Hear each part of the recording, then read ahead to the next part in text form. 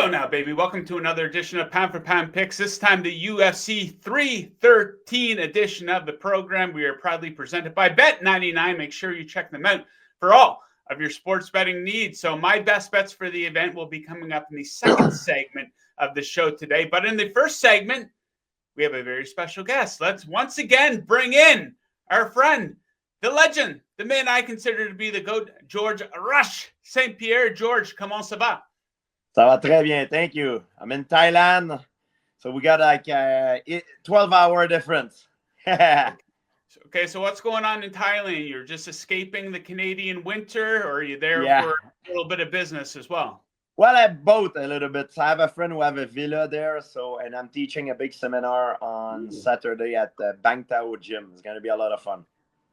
Very nice. Okay, so let's get right into this card. Then there's some news in the UFC that I want to get your opinion on. So let's start like we always do, the main event. Maybe the most exciting fighter in the UFC, Alex Pereira, is coming in as a small favorite, minus 120 against Magomed Ankalaev. Comes back at minus 105. The over-under over at Bet99, 3.5 rounds with the under shaded to minus 130. So Pereira looking to defend his title for a fourth time. He still only lost one time in the UFC. That was against Israel Adesanya down there at middleweight. So two contrasting styles here, George. It's a classic striker versus grappler matchup here. So if you were giving these guys advice on how to approach the fight, what would your advice be to Pereira, who's going to be looking to defend the takedown? And what would of course. Yeah, what would your advice be to him first? Pereira would be to keep the fight standing up, and that he's the best in the world in striking, and on the other side, Ankalaev, I would tell him, hey, try to mix it up, try to bring him down, especially because we never really seen Pereira on the ground. We've seen him once against Israel Adesanya, but we never seen him against a wrestler or someone who's willing to take him down. So the way I see this fight is very simple. Is if it's a striking fight, I think the edge goes to Pereira. But if it goes to the ground, if Ankalaev is able to bring the fight to the floor, now it's going to change everything. However, if you look historically speaking, Ankalaev, even though he knows wrestling, he doesn't really wrestle. I mean, it's very rare you see him wrestle. I mean, he mostly keep the fight standing up, and he loves striking. It's something that happened quite often with wrestlers nowadays. They forgot their main discipline. I don't know if it's gonna be the case for this fight, but if I'm in his corner, if I'm one of his coaches, I would highly advise him to mix it up. Maybe sometime even if you go for a takedown and it doesn't work, it opens up opportunity for the striking. But at least he needs to try it.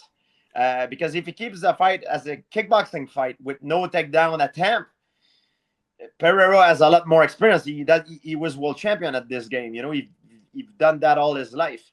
So it's going to be an interesting fight. Okay, so what was your approach to utilizing the takedown, one of your best weapons when you were fighting, when you were going against a guy who did not want the fight going to the mat? The Thiago Alves's, the Carlos Condits, both well-rounded fighters, but, those guys probably would have preferred the fight staying on the feet. That's where Alex Pereira wants to keep it. So what was your approach? I think for Pereira, what he needs to do is apply a forward pressure, make Ankalaev fight on his heel right off the bat, and use, especially early on. We know that Pereira is very good with his lead left hook. However, if you throw a big telegraph lead left hook, you open for a takedown, especially if the guy shoot in your legs at the same time. So I would tell it, I would, if I'm in one of his coaches, I would highly advise him to go with kicks to the body, like punch to the body and straight punch, because everything that comes straight, if your opponent comes forward, he get double impact. He comes into the strike. So if he goes throw stuff that comes circular and your opponent comes straight at you, he closed the gap and he closed the distance. So I would advise Pereira, especially early on in a fight, to go with strike that are very linear, very direct, and he has a very long reach. So this is something that he can use. And as he he implement is straight linear strike. Then after he can, use that as a decoy to go with his favorite weapon, his left hook. And we've seen how efficient he is with his left hook. Everybody knows about it, but nobody is able to stop it. Now, if Pereira is victorious here, like I said, this would be his fourth title defense. There might not be a whole lot left for him in this weight class. Would you like to see him go up to heavyweight and fight a Tom Aspinall or a John Jones and maybe try to become a champion in 3 different weight classes? Do you think that's realistic? That could be done, yeah, 100%. However, if we need to pass Ankalaev first, and I'm under the impression like heavyweight is a total different ball game. You got John Jones, who's like known like the best to ever done it. Then you have Aspinall as well. Like right now, he's on fire. Aspinall is probably, if he's not the best right now, he's right behind John. Or we need to make a fight to know right now. Of course, in terms of legacy, John Jones is like the best that ever done it in terms of legacy accomplishment. But right now, who's the best? Right now, as we speak, it's either in the heavyweight division. I think it's one of these 2 guys. And if he decide to go up, now it's But the thing is with Pereira, he's got a weapon that, like a weapon of mass destruction. He can land that crazy left hook on anyone and turn the lights off. So he's got something that everybody have to be aware, and nobody can sleep on him.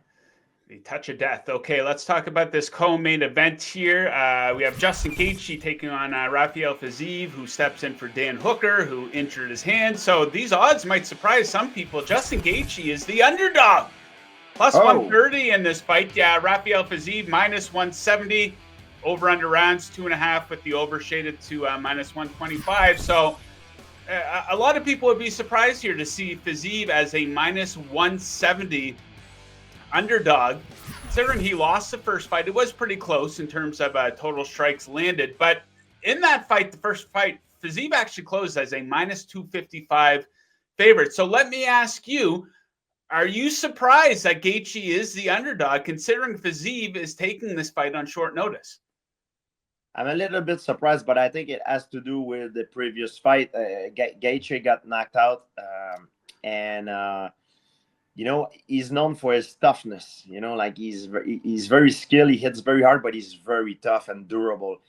And this is one of the things, when you get hit and knocked out, your toughness is your toughness gonna take a hit? Is your toughness gonna take a drop? Because we've seen very often guys that were very tough get hit and they lose their ability to take a punch. They lose their chin.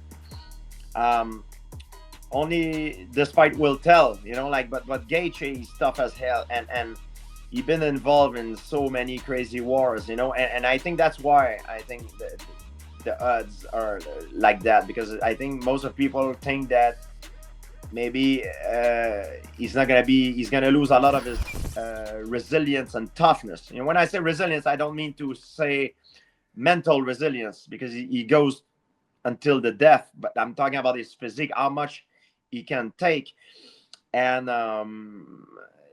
we'll find out. I think Justin still gonna be fine, and I think if he build his confidence back, I'm sure he's gonna be able to go back as good as he was. He just got clipped at the end of the fight when he got knocked out, but things happen. When you get punched with things that you don't see coming. He was in the middle of an exchange in his last fight against Holloway. It happens. But he's tough as hell, and I think we're going to see still an amazing fight. Yeah, Gaethje is a guy that we've seen bounce back numerous times here in the UFC, coming off of fights where he did get finished, and maybe a little bit of a bad luck, a raw deal in that Max Holloway fight. He did get poked in the eye early in that fight, and I do think that probably impacted him over the course of the 5 rounds in a very high volume fight. You disagree with that, or you agree? It could have. I don't know. I have not talked to him, but that could have done damage, especially if your eyes is one of your eyes is damaged, you don't see as well, and maybe you didn't see the punch that knocked him out, coming. But on the other side, you have another guy that is very, very athletic. He's a brutal striker. I mean, this is a fan favorite fight. It's gonna be amazing. I mean, either guy has a big chance to win. I mean, it's very hard to tell who's gonna win this one. Yeah, first fight was a fight of the night winner, so we should expect fireworks in the co-main event here on Saturday night. Okay, before you go, we got your opinion on the main event and the co-main event. Let's weigh in on some news. We talk to you around once a month, and probably the biggest story since we last spoke to you is Ilia Topuria has relinquished the featherweight title, coming off of two legendary wins, knocking out both Alexander Volkanovski and Max Holloway. Now he's going to move up to lightweight. He's going after the big fights. He's going big game hunting. They're saying he has trouble making weight at 145. Maybe he's not very excited by the fights there at 145. This is a guy, Topuria, who's undefeated in his career. He wants to go down as one of the biggest legends. So some people are kind of debating it right now. Does he deserve an automatic title shot against Islam Makhachev? Some people are saying maybe put him in a title eliminator type of fight with Charles Oliveira, for example. I think they should make the fight. The UFC is in a very unique position here, George, a true super fight with both guys being in their primes. It's a little bit different than Jones-Aspinall. Jones is at the tail end of his career. We have these two guys in the thick of their prime. Do you think they should make the Topuria-Makhachev fight, or do you think Topuria should have to earn it in this weight class? The 155 division, to my opinion, is the most stacked and talented division right now. You know, this is the era of the 155 division. You got Charles Oliveira, Arman Tarkouzian. You got, man, you got everybody. Islam Makhachev, Ilia Topuria, like they're all there. It's insane. It's insane. And on top of that, you have other guys that come sometimes. It's the talent in that division is amazing. What I would like to see, as a fan perspective, I would like to see maybe a tournament. Maybe you take those four top guys, you make them fight each other in a tournament that will define who's the champion, you know. And the champion is Islam Makhachev, but you put Makhachev in the tournament fighting one of these three guys, and the two other guys fighting on the other side of the bracket the same night maybe, and then boom, you make the big fight. It would be an incredible build-up, and for the promotion, it would be one of the best things to do. Yeah, Charles Oliveira has earned another title shot, but for me, it's kind of one of these situations, been there, done that against Makhachev. We know Makhachev got the finish in the first fight, but they missed the boat on this a couple times, George, and you know about this because you've been involved. You were, people want to see you fight Anderson Silva. People want to see you versus Khabib. They weren't able to get these fights together. A true super fight, though, you and BJ Penn back in the day, the second fight, right? Yeah. When you have a rematch, it's your ability to adjust yourself, because you don't want to be the same guy that you were in your previous fight. You need to bring something different on the table in the octagon in order to make it in a way that your opponent cannot predict what is coming. And as a fan, what I would like to see, because we've seen Arman fought Oliveira, he fought also Makhachev. Ilia Topuria is the new guy in the division, so it's either you put him right to the title or you put him against one of these two other guys. I mean, either any fight is exciting at this point, you know. I think he deserves it. I would like to see Arman fight for the title, because he missed weight. Things happen, I feel bad, and he's got a lot of heat, from the fan. But things like that happen, So do you think the UFC is going to? Do you think the UFC is going to punish him? I don't think it's very realistic that he's going to jump in and get to fight for the title again. He's probably going to have to earn it, wouldn't you think? He earned it, but man, this thing happened, man. You talk about like cutting weight, man, and you don't know. We don't know what happened. Maybe he slipped. Maybe it's a bad luck. I don't know. I don't know which excuse he gives for what happened, but I'm one of the guy that would give him a pass, because as a fan, I would like to see him fight Islam Makhachev. Either of these fights are great to me. I mean, but they need, I think, to do like a tournament with these four guys, like a tournament sort of format. That would be an incredible build-up for the final fight. Yeah, I wouldn't mind seeing Dustin Poirier versus Topuria either. That'd be Absolutely a great stand-up fight right there, potentially. I know Poirier's at the end of the road, and he wants something exciting potentially for his last fight here. So who knows? But I do want to see Topuria. They got to make the super fight here. Come on, International Fight Week. Maybe we will see that. Okay, George, we will leave it at that for today. Thank you very much for joining. Thank you very much for weighing in on these two fights here on Saturday night. Best of luck with the picks that you make over at Bet99, and we look forward to catching up with you for the next pay-per-view event. Thank you very much. Cap un cap, like we say here. Thank you. Yes, sir. Right on. All right, you heard from George. Now you're going to hear from the second best martial artist to be appearing in this video today. That individual is me. Let's get right into it with my three best bets for UFC 313, all odds courtesy of Bet99. Let's start with the main event, where I'm going to take the champion Alex Pereira to retain at -120 odds. So let's not sugarcoat it for a goddamn second. I think Ankalaev is an overrated fighter. George touched on it. He doesn't really wrestle, yet he has his reputation as this incredible wrestler. He doesn't even average one takedown per 15 minutes in the octagon, and that's a sample size of 14 fights. I also think this is a really big step up in competition for him. No one's hotter than Pereira right now. 5-0 in this weight class with 4 finishes. Ankalaev, meanwhile, thought he was pretty unimpressive last time out against Alexander Rakic. He picked up the decision victory there, beating up on guys like Johnny Walker and Anthony Smith. Went to decision with Jan Blachowicz. I'm not impressed. I think he's overrated. I'm going to take the champion to retain, and perhaps an overlooked factor here. Ankalaev is a Muslim. He's fighting during Ramadan. A lot of Muslim fighters prefer not to fight during this time because you are fasting from morning right until sunset. So not an ideal situation as a professional fighter here, but this was the situation that they put him in. They offered him to fight during this time. I think that's really going to work against him here. So I take the champion to retain. Let's drop down to the co-main event. The rematch between Justin Gaethje and Rafael Fiziev. I didn't understand why Gaethje was such a big underdog the first time around. I don't get it here either. I'm going to take him at +130 odds. So a lot working against Fiziev here. Short notice fight. He's been off for a while, a little bit longer than a year and a half now. And here's the thing with Gaethje. It's all about perception. This is a guy who either wins dramatically or loses dramatically. When he loses, it looks really bad. And I think this is something we could take advantage of. And I think it's something that often gets reflected in the betting line. It's something that he gets judged too harshly on, but he's been fantastic at bouncing back.